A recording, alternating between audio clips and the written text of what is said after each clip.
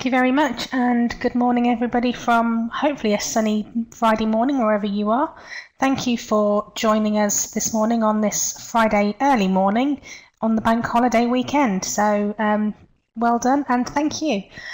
Right, okay, so looking at today's session, we are focusing today on endpoint assessment, and I know that some of you have been involved in my other webinars on the overview and the on program, so welcome back to those of you. I obviously haven't put you off, and for those of you that are new to these sessions, welcome. I will go through some of the information as well, and we'll be referring back to previous sessions as well, as some of the information has been transferred over. If you want to get some information or further information on all of the sessions that we've run so far, at the end of the session, if you want to put your email address in the communications box, I will be sending out links to all of the documentation I've been referring to throughout the 3 webinars, and subject to me finding them on our website, putting on the links to our webinars as well. So you can actually look back at the previous webinars if you weren't able to attend. So today's session. What are we looking at? So we're looking at endpoint assessment. So we're going to start off by looking at endpoint assessment organisations, who they are, what they're there to do. Looking at how to prepare for endpoint assessment. I have covered this in some detail previously, but going through it again. The details of the endpoint assessments for the hospitality sector, for those that are currently available. Looking at the important element of costs of the endpoint assessment. And I apologise in advance, there is a slight typo on this presentation. I've got my OFS mixed up, so it's external quality assurance, and it should read Ofsted, not necessarily Ofqual, although I will cover Ofqual's involvement in this as well.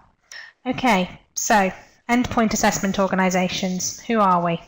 As part of the apprenticeship standards requirements, every apprenticeship standard has to have an endpoint assessment. This is the key element of an apprenticeship standard going forward, which is an independent organisation who will be confirming occupational competence of an apprentice against a specific standard. Now, in order to carry out endpoint assessment, an independent endpoint assessment at that, you need to have endpoint assessment organisations. And the Education and Skills Funding Agency, so the ESFA, have created an approved register, much like training providers have as a standard training provider and also an apprenticeship training provider, that organisations can apply to become an approved endpoint assessment organisation. Now, I've put the link on here for the organisation, so you can check to see who is an approved endpoint assessment organisation and who is an endpoint assessment organisation for particular standards. And again, I'll be sending this out as part of the overarching pack at the end if you submit your email address. So there are 2 registers. You have to be approved to be an endpoint assessment organisation first. So an overarching endpoint assessment organisation, so they check your financial health, they check your capacity and capability to deliver, and your ability to meet increasing demand should that need arise. We then have to apply, once we are an approved assessment organisation, for each individual occupational standard that we wish to support with endpoint assessment. So if, for example, or as there are 5 or 6 hospitality apprenticeship standards at the moment, we would need to submit an application for each of those individually. And again, we have to specify in detail our ability to deliver, our capacity and capability to deliver against those standards, and we are assessed on each standard against its own merit. So whereas we may be approved for 4 hospitality standards, we may be rejected for 2. It varies. It just because you're accepted for one doesn't mean you'll be automatically accepted for all. So you can apply on a monthly basis, so unlike the training providers register, which opens every 3 months, this is a monthly update. As new standards are added and are then declared ready for delivery, organisations can then apply to become an endpoint assessment organisation. And the website is updated on I say monthly basis, it depends, it's either monthly or 6 weekly basis, depending on when they review the applications for each standard. Any organisation, as I said here, can apply to become an endpoint assessment organisation. It isn't just limited to awarding organisations or professional bodies. If you are a training provider, however, you will need to demonstrate clear separation and independence against your on-programme delivery and assessment elements. So having separate members of staff that work for the 2 different parts of the business, potentially having 2 different organisations created, to deal with that independence and conflict of interest element. But if you wish to apply to become an endpoint assessment organisation for a particular standard, then there isn't anything stopping you doing so. What I would say to you as well, if you are considering becoming an endpoint assessment organisation, is to look at the standards quite carefully about the requirements of endpoint assessment organisations and independent endpoint assessors, because some of those requirements are quite clear and defined, so you need to make sure that you will be able to meet those requirements with your existing workforce. And as I said earlier, you need to be approved as an endpoint assessment organisation before you can be approved for a specific endpoint assessment organisation. So there are a number of endpoint assessment organisations available for the hospitality sector. There are approximately 4 possibly for each standard. So you do have a choice of endpoint assessment organisations. The requirements of an endpoint assessment organisation in carrying out EPA will be very similar, because we all do have to work to the same set of requirements as laid out in the assessment plan and in additional documentation available to EPA organisations. And I'll come on to that in more detail later on. So, preparing for endpoint assessment. Beginning with the end in mind, which is always important. Obviously, as I mentioned in the last session, on-programme delivery and assessment has to take at least 12 months before endpoint assessment can commence. And that, I've gone on too far. That can take, obviously, a variety of different methods and formats, and again, 20% of off-the-job training needs to take place. So you need to ensure that the candidate has received all of the underpinning skills, knowledge and behavioural training they need in order to pass the endpoint assessment. So how do you know that a candidate's ready for endpoint assessment? Well, there is what's called a gateway process, and each standard will have a different gateway process. Each sector will have a different gateway process. There may be mini skills tests involved. In this instance, in the hospitality sector, it is a meeting between the employer, the training provider and the apprentice, where you review the requirements of the standard and how the candidate has met those requirements, and have they been demonstrating competence against those required elements on a regular basis. If there's a portfolio of evidence required, then reviewing that against the standards of the endpoint assessment and also the standard itself. What I would say to you there is, if you are working with a standard that has a portfolio of evidence, the portfolio itself cannot have been assessed in its entirety at any point prior to endpoint assessment.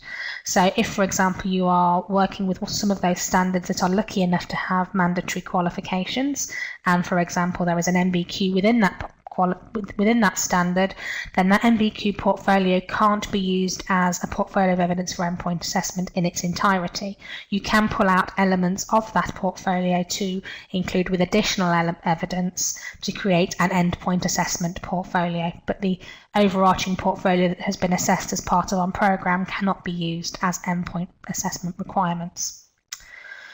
So again, this meeting is to agree that the candidate meets the requirements set out in the standard, and that the employer, and this is where the employer is making the decision, they deem them to be occupationally competent.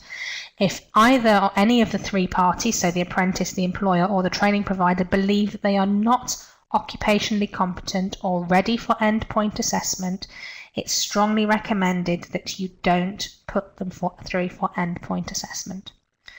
And there's a reason for that, and it's purely down to cost. Endpoint assessments do cost money, and resits will cost money. So putting a candidate through an endpoint assessment where the candidate or the employer or the training provider feels the candidate is going to fail will mean that if and when they do, and a resit is required, then additional funding will need to be found either by the employer or the training provider, if there isn't any left in the budget, in the funding pot, to pay for that resit in order for the candidate to achieve. What you would also do as part of that gateway process, if there is a business project element of the standard, then that's where you would be identifying a project proposal for the business project.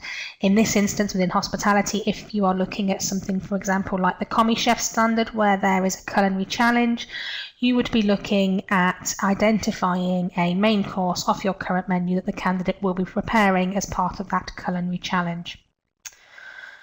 Part of the gateway process obviously will be booking the EPA with the endpoint assessment organisation.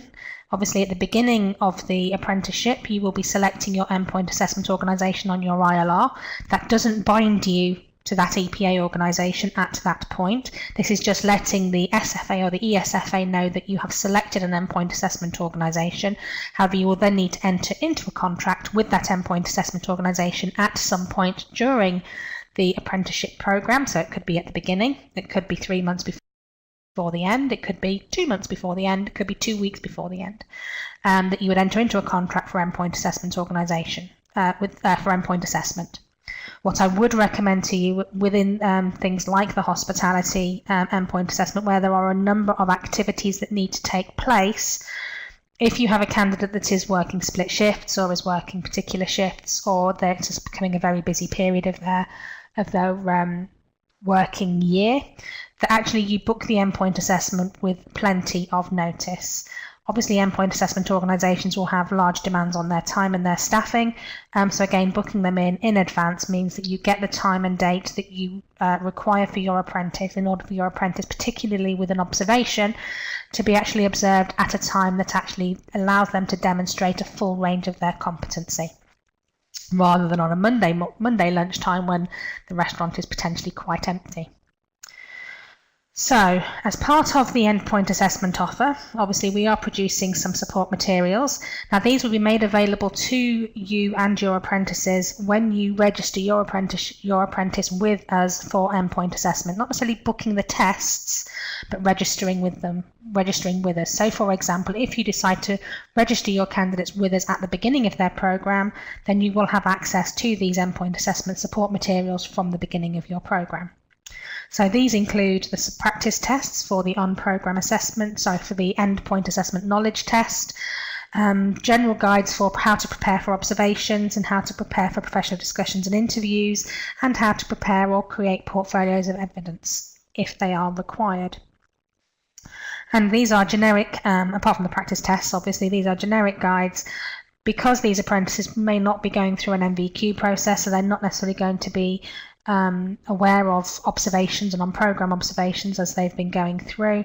Again, it can be quite daunting, and for those of us that have worked in the industry for long enough, we know that if we ever have somebody going in, for example an external verifier going in to see a learner on site, everything that can go wrong normally does. So again, it's preparing the candidates for those activities with somebody that they've never met, and in effect holds their career in their hands. Details of endpoint assessment. So what is the endpoint assessment for hospitality? I'm going to do this quite generically rather than looking at each of the occupations in turn, because there are some common elements that run through all, and they tend to follow a very similar format as you would expect. So you have your initial planning meeting. Now this isn't your gateway meeting. This is once you've booked your endpoint assessment, and it is an initial planning meeting with the apprentice and the employer and your endpoint assessment assessor, which sets out the stages of the EPA, and you schedule the dates for the observation and your professional discussion. And you agree the order in which you're going to carry out the endpoint assessment activities. Now, unlike some other occupations, you can take the first 3 activities, or at least the first 2, because the third one is not always applicable to all occupations. You can take them in any particular order. So you have your knowledge test, you have your practical observation, which has to be carried out in the workplace, and then depending on the occupation, you'll either have a business project or a culinary challenge. So the business project is often where we have, for example, the hospitality supervisor and hospitality manager, and the culinary challenge is where we have the commis chef and the chef de partie. Now, the culinary challenge is what I call Master Chef for apprentices. So this is carried out in a closed kitchen environment or in a simulated environment. So, for example, on a provider's premises. And the candidate has approximately 2 hours to create a 2-course meal for 2 people, where the main course is selected from their current menu, and then the dessert is chosen by the endpoint assessor. So again, that initial planning meeting is where the individual will be told what their dessert element will be for the culinary challenge, obviously, which gives them time to prepare and plan and perfect the choices that they've made. So once you've carried out those two or three activities, depending on the occupational standard, you then have to carry out the final element of the endpoint assessment, which is the professional discussion. Now, the reason why this is carried out last is because for any reason during the practical observation, certain elements of the skills and competencies and the knowledge required isn't demonstrated by the apprentice. Because, as we know, best laid plans always don't go down too well, and the candidate may not be able to demonstrate a full range of competency that's needed for the observation in the endpoint assessment. So the professional discussion is there to cover off, there is a wrap-up exercise which covers off all elements that haven't yet been covered, and also allows the candidate to expand on certain elements that they may not have been able to in things like their knowledge test or their observation or their culinary challenge. So able to then demonstrate their full stretch of abilities, which will allow them to look at potentially achieving a higher grade overall for their apprenticeship.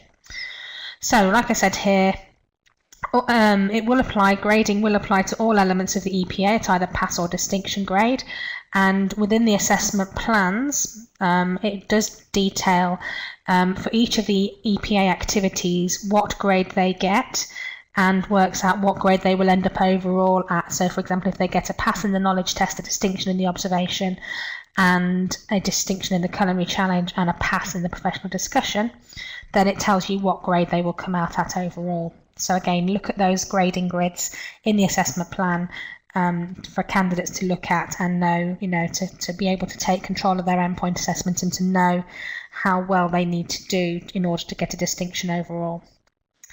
So at the end of the endpoint assessment, the independent assessor will carry out the moderation process.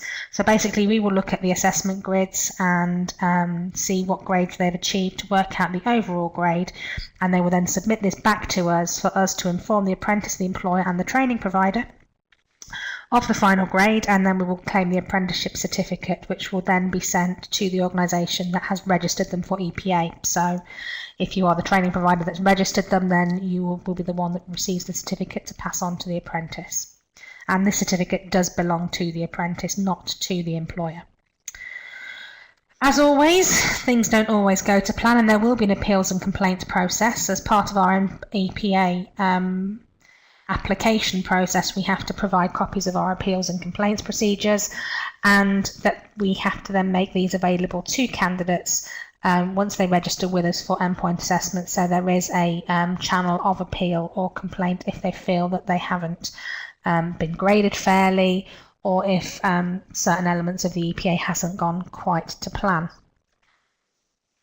So in terms of the EPA, so things like the knowledge test, it will vary. So it will either be multiple choice tests, or it could be short answer written papers, and these will take anything from 30 minutes to 2 hours to complete. And again, all of the details, specific details of the EPA activities are found in the assessment plans, and it does give you in the annexes the precise elements that will be assessed against each of these activities. So you won't necessarily be assessing every element of knowledge in the knowledge test and every element of competence in the observation, but it also then gives you the information as to what is deemed a pass and what is deemed a distinction. So again, your assessment plans, as I think I've mentioned in the past 2 sessions, are your key documents when planning to deliver and delivering these apprenticeship standards. So your assessment plan is in effect your new qualification specification, or your new qualification handbook, qualification manual, whatever you like to call them.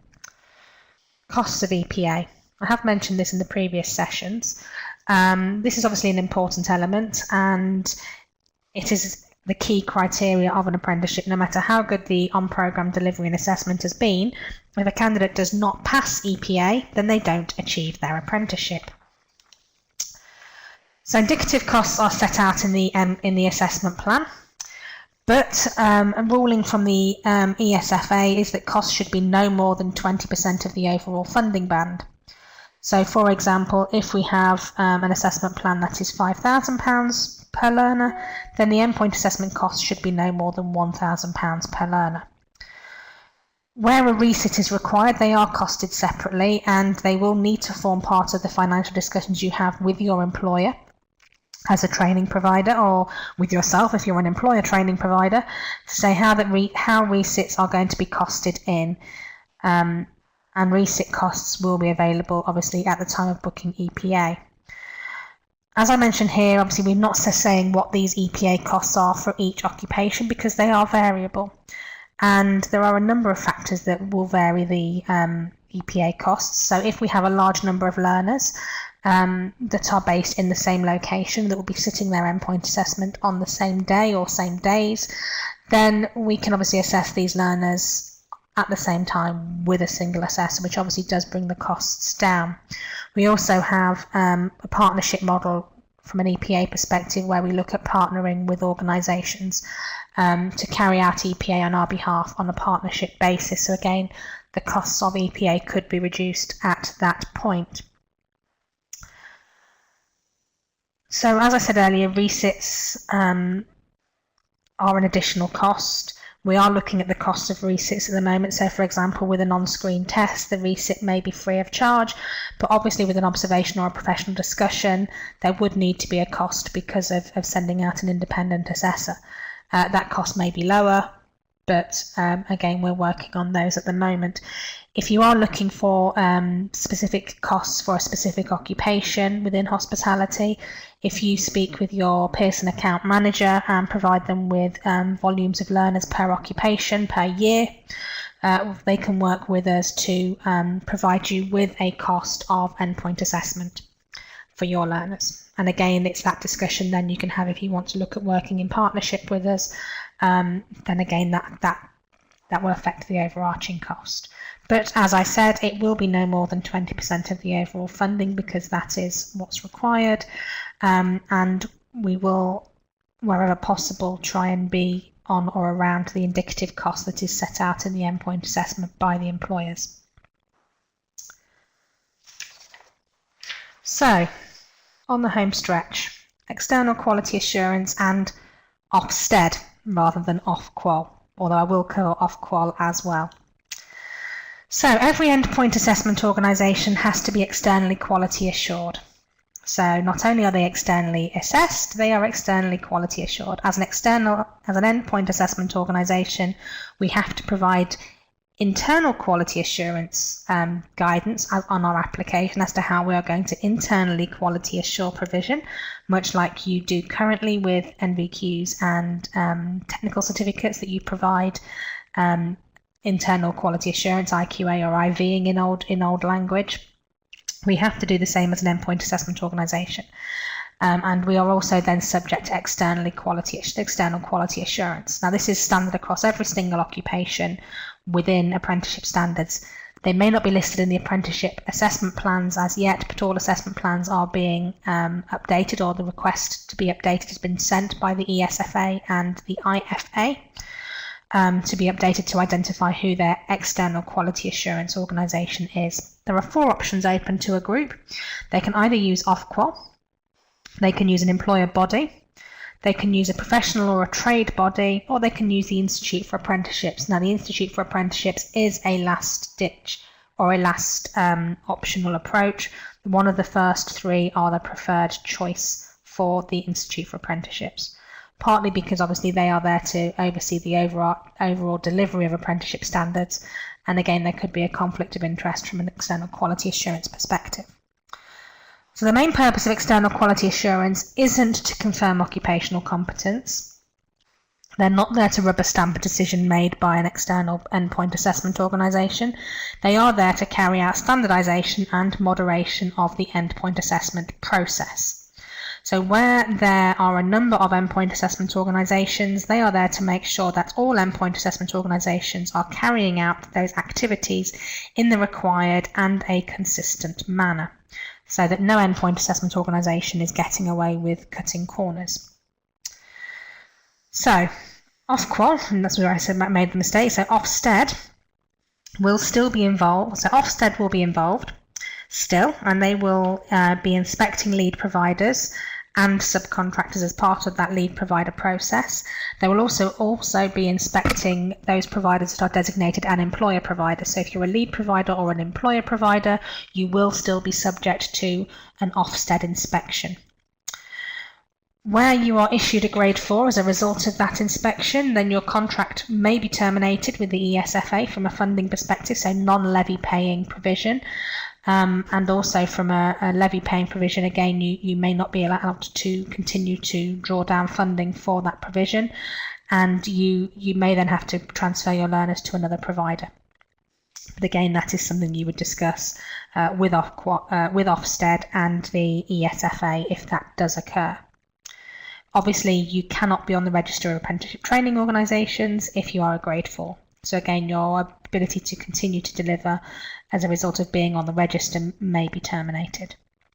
So Ofqual, where do Ofqual come into this? So at the moment, Ofqual are the regulator for awarding organisations. So any awarding organisation offering a qualification that is regulated, so that is nationally recognised, for example, the BTECs, the NVQs, same with City and Guilds, same with Highfield, any of the awarding organisations that are out there, we are all regulated by Ofqual. They're our Ofsted in that respect, and they will still be around. They still will be reviewing provision that we do against the conditions of recognition. In some occupations, so for example within the customer service standard, they are the external quality assurance body. So they will still be auditing us from an external quality assurance perspective, as well as if we offer any regulated qualifications as part of the apprenticeship standard, they will still be monitoring our performance and our processes and activities with those qualifications.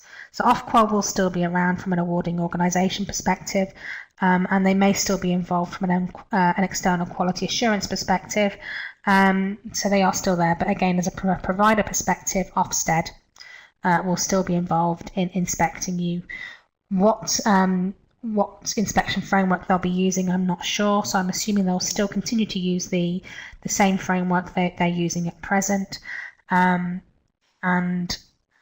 that will continue. And like I said, it will be lead providers. They may pick up on some subcontractors as time goes on, but also they will be picking up on those employer providers, some of which may be new to provision. So again, they'll be inspected for the first time. So in terms of the hospitality sector, we are going to be externally quality assured by an employer body, which is the Hospitality Apprenticeship Board, which is led and organised by People First, who are the current or the previous Sector Skills Council for the sector. And the Hospitality Apprenticeship Board is made up of 15 members from the sector, so 15 employers from the sector. And it will also consist of a member of a private training provider, a college, and an endpoint assessment organisation. And those final three will rotate on an annual basis. And their role will be, like I said earlier, is to carry out standardisation and moderation of the process and the activities carried out by each endpoint assessment organisation. And they will also carry out sampling. So the minimum sampling size is going to be 10% of each site of an endpoint assessment organisation's of delivery, and it will take place at least every 6 months. So it's going to be a biannual process of quality assurance, and each EPA organisation will expect to have at least 10% of their endpoint assessment activities sampled, and if there are a number of sites in which it's carried out at, then again there will be a number of sampling activities taking place. So there is a lot of checking available, and double checking and cross checking to make sure that everybody is working to the same set of standards. And if the Hospitality Apprenticeship Board identify that an endpoint assessment organisation is not following the requirements or not carrying out the activities to a consistent manner, then they have the ability to make the recommendation to the Education and Skills Funding Agency to have that organisation removed from the endpoint assessment register for that standard.